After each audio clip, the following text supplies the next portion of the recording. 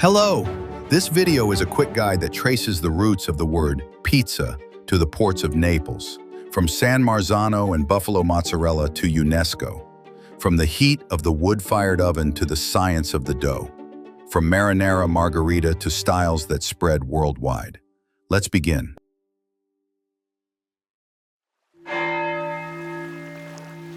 Let's start with the name of pizza. Where does the word pizza come from? The earliest known trace appears in a 997 CE document from Gaeta. It mentions giving pizza to the local bishop each year, so the term was already in circulation in the Middle Ages.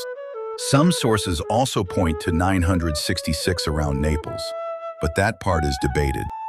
Back then, pizza didn't describe a single recipe as it does today. Flatbreads, sometimes ceremonial loaves, even sweet pies. We're talking about a broad umbrella term. So the origin? There are three strong hypotheses. First, Byzantine Greek pita, flatbread. Second, Latin piscia, a reference to the blackened base from a wood-fired oven. Third, Germanic bizzo/pizzo via the Lombards, bite, morsel. Considering the multilingual history of the Mediterranean, it's no surprise the word likely took shape at the intersection of these paths.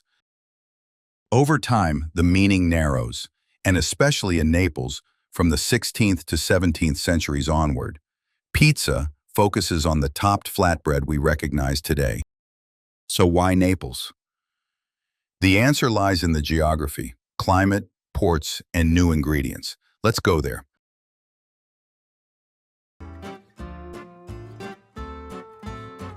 Sun, soil, and the port, the Mediterranean triad that shaped pizza. For centuries in southern Italy, the staples were grain, olive oil, and grapes. The climate sustained this triad. The cuisine was built on its backbone. Campania's coastal plains and the fertile slopes around Vesuvius enable intensive agriculture. On the same plots you find grain, fruit trees, and vines. Tomatoes arrived from the Americas in the 16th century, but it takes until the 18th to enter daily cooking. Naples, under Spanish rule, was a hub of Mediterranean trade. In the Agro-Sarnese Nocerino Basin near Naples, San Marzano tomatoes are protected by DOP, microclimate and volcanic soils shape their flavor. One account claims San Marzano seeds were gifted to Naples in 1770. Not certain. Verified primary evidence is limited. Another local star, mozzarella di bufala campana, protected by the EU's PDO, has a fresh, high-moisture body that gives pizza a uniquely supple melt. In the port city of Naples, a fast, cheap, and filling-topped flatbread fed workers, sailors, and traders. No wonder pizza took root here. Sun-baked soil, ingredients carried by the port, and the heat of the oven converged. Neapolitan pizza was born. Next up, its social journey from street fair to symbol.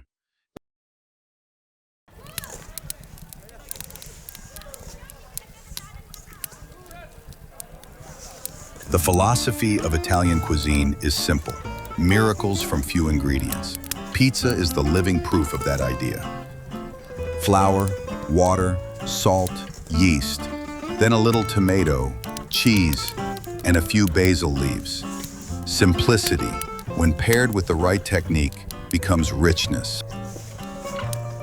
Pizza is a democratic food, from street workers to heads of state, affordable, accessible, and meant to be shared.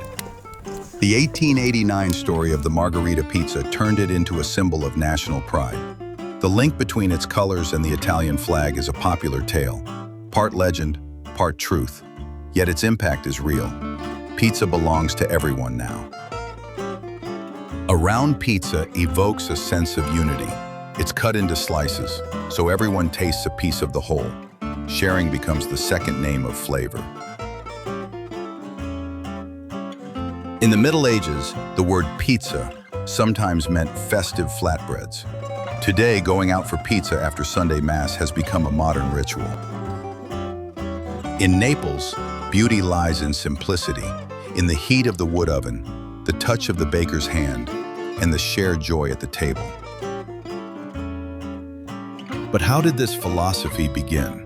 From the flatbreads of the ancient world to the streets of Naples, let's trace the journey.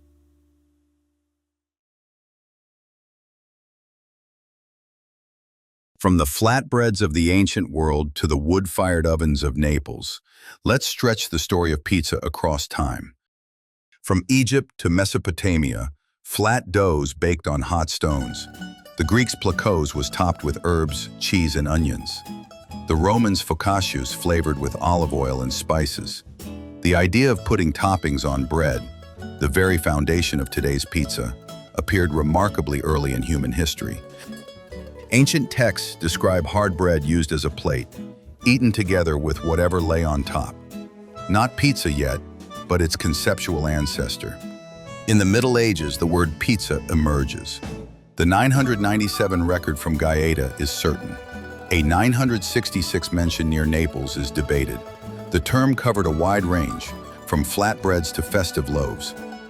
Tomatoes reached Europe in the 16th century, but entered its kitchens only by the 18th.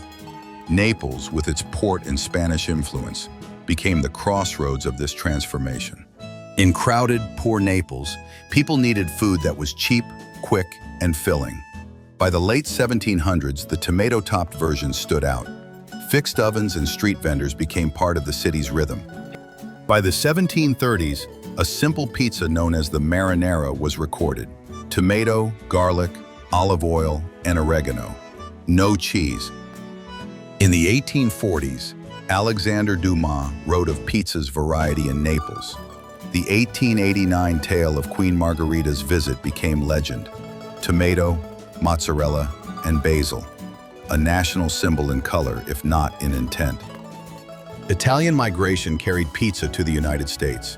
In 1905 came the first licensed pizzeria. After World War II, demand soared. By the 1950s and 60s, chains and frozen pizza turned it into a global industry. In the 2000s, two paths ran side by side, industry and craft. In 2017, the art of Neapolitan pizzaiuoli entered UNESCO's heritage list, recognized not just as a recipe, but as a living culture. From conceptual ancestor to urban phenomenon, from migration to globalization. Next comes its social story, how a poor man's food became a national emblem.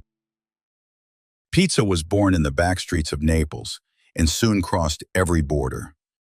In the 18th and 19th centuries, for the Lazzaroni, it was a cheap, quick, and filling everyday bread on top.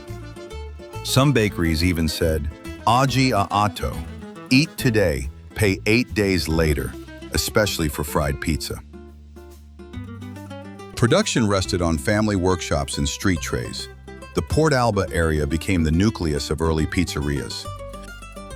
The Royal Service of 1889 gave pizza prestige, lifting it from street fare to a national emblem. Migration carried pizza across the Atlantic. After the war, it became the Friday night ritual of the American middle class. The 1905 first licensed pizzeria, known as Lombardi's, is a famous story, yet historians note disputed details. In the 1950s and 60s, chains and frozen pizza built a global industry, while wood-fired artisans kept the craft alive. Today, pizza lives in two worlds. Industry expands reach, while craft preserves identity. But what does the science of flavor reveal? Next, dough, oven, and reactions.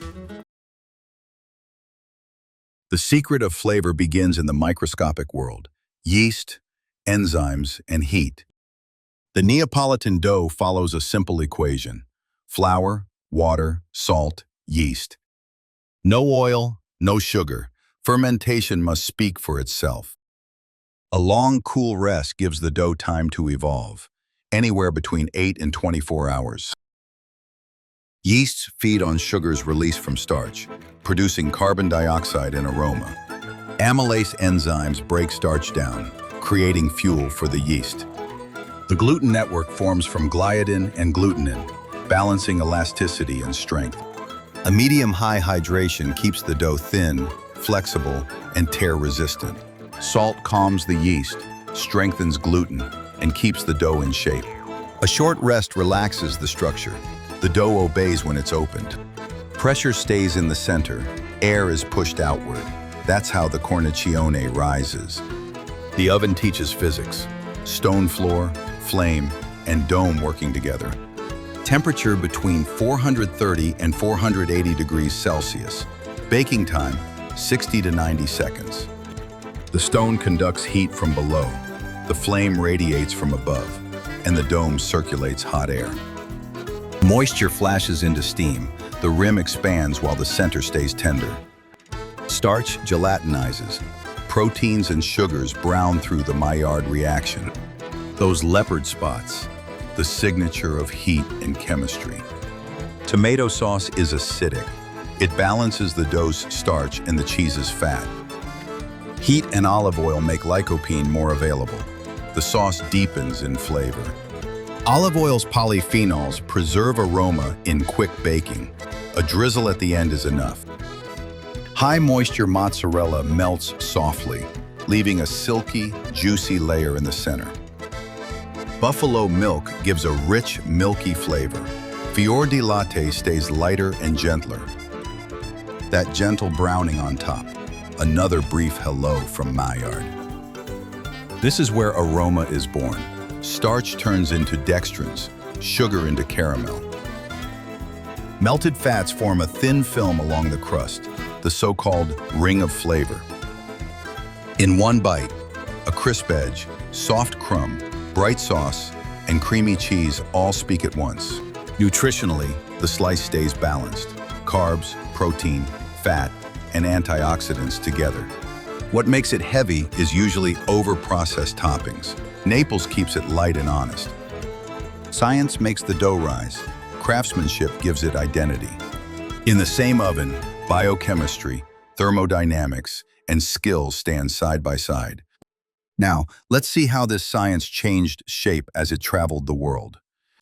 New York's foldable slice, Chicago's deep dish, Tokyo's corn and mayo twist, Anatolia's lahmacun cousin. Every culture told the story of pizza in its own language. Next, the map of this great translation. Pizza speaks a new dialect wherever it travels. Our first stop, the United States, the bread of immigrants, adapted to the city's rhythm. The New York slice, wide, thin, foldable, eaten by hand, on the street. In Chicago, deep dish reigns. A tall pan, layers of tomato and cheese. It demands a knife. In Detroit, a rectangular pan and caramelized cheese edges are the signature. The California style favors seasonal produce and bold combinations, a true farm-to-table spirit. In short, America exploded with variety, from pepperoni to barbecue sauce, even the eternal pineapple debate. In Japan, pizza blends into the Yoshoku tradition. Take it from the West, make it your own. Corn and mayonnaise, surprisingly, a classic pairing there. Seafood feels natural. Shrimp and squid find their note on the pizza. The half-and-half culture is popular. One pizza, two moods, meant to be shared. Okonomiyaki, often called the Japanese pizza, is actually a relative from another family. In Turkey, modern pizza spread in the 1980s, but its flatbread cousin has been around for centuries. Lahmacun and pide belong to a different lineage, united by the wood-fired oven and speed. Localization is clear. Sucuk, pasterma, hot peppers. Italian dough with an Anatolian accent. Some menus even go hybrid. The spirit of lahmacun meeting the form of pizza. In India, pizza is often vegetarian. Paneer, tikka, and curry spices take the stage. The spice profile rewrites the sauce, balancing heat and acidity in a new way. Brazilian menus are colorful. Peas, hearts of palm, and sweet pizzas with banana, guava, or chocolate. The line between sweet and savory blurs. Evening sharing becomes a family ritual. In the Eastern Mediterranean, flatbreads with za'atar and labna are close relatives of pizza. In Australia, strong barbecue notes dominate. Sometimes even local game meats appear as toppings. Global chains standardize the taste. Pizza reached even the most remote corners of the world. At the same time, artisan bakers defended long fermentation and local ingredients. On one side, speed and repetition. On the other, identity and craft. Two roads on the same map. The takeaway is clear. Pizza isn't just a recipe, it's a format, a language that changes with culture. Yet the core lesson stays the same. Few ingredients, the right heat, and a shared table. Next up, the myths and symbols of this global icon. Where does the legend truly begin? An edible flag. The Margherita legend carried pizza beyond the kitchen. In 1889, one of the three pizzas presented to Queen Margherita featured tomato, mozzarella, and basil. The flag interpretation is popular, but it carries a legendary narrative element. True or not, its impact is clear. Pizza entered the table as a symbol of national unity and pride. The circular form symbolizes wholeness and continuity in many cultures. The pizza is divided, yet remains whole in sharing. Every slice belongs to the same center. At the table, hierarchy dissolves and equality is felt. Slicing is a ritual. It recalls unity breaking and reuniting, a shared moment of connection. In Naples, pizza embodies the triumph of humility, the honor of the working class that conquered the world. UNESCO confirmed this sentiment. Pizza is not just a recipe, but a living culture. In popular culture, it's almost a superpower. From the Ninja Turtles to late-night students, a small savior of hunger. In short, pride in the flag's colors, unity in the round form, and social connection in the act of sharing. Now let's explore the visual language of these symbols, the aesthetics and presentation of pizza.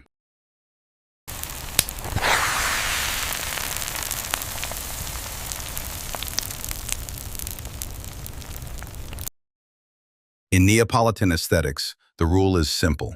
Beauty lies in simplicity. A true Neapolitan pizza is round and small, about 30 to 35 centimeters in diameter. The cornicione is puffed and leopard-spotted. The center is thin and soft. When you lift a slice, the tip droops. Normal. In Naples, it's often folded like a libretto.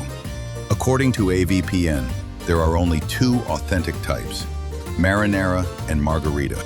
Marinara, tomato, garlic, olive oil, oregano, no cheese.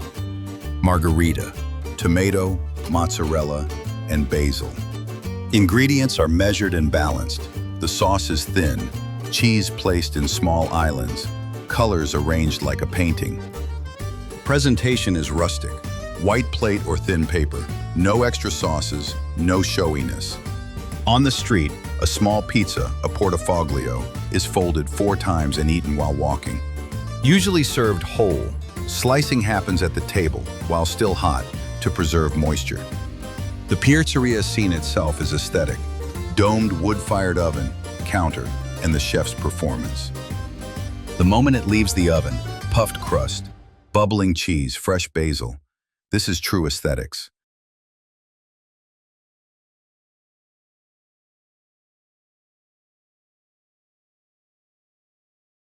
Technique and craft. The master controls heat and time. The dough equation: flour, water, salt, yeast. Fermented 8 to 24 hours with medium to high hydration. Each dough ball weighs about 250 grams. Yeast and timing are adjusted according to temperature. Hand stretched, never rolled. A schiaffo, air pushed to the edge, center kept thin. Never press the cornicione. Its rise in the oven is the signature of the master. Ingredient prep: mozzarella sliced and drained, basil added mostly after baking. In marinara, garlic is thinly sliced, releases aroma without burning. Wood choice matters: odorless, high-heat woods like oak or beech. Wood-fired stone oven, base at 430 to 480 degrees Celsius. Baking time 60 to 90 seconds. The heat triad: base conduction, flame radiation, dome convection. Fire management is key. Feed the wood at the right moment, control flame contact. At around 30 seconds, rotate the pizza. Goal: neither burnt nor raw. The dom move: lift the pizza toward the dome to finish it with fire. Mastery passes from mentor to apprentice. AVPN sets the standard.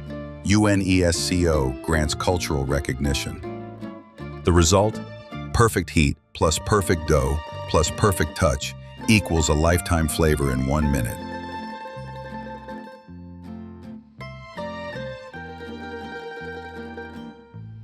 Thanks for watching. Don't forget to like, subscribe, and share your favorite pizza in the comments. See you in the next episode.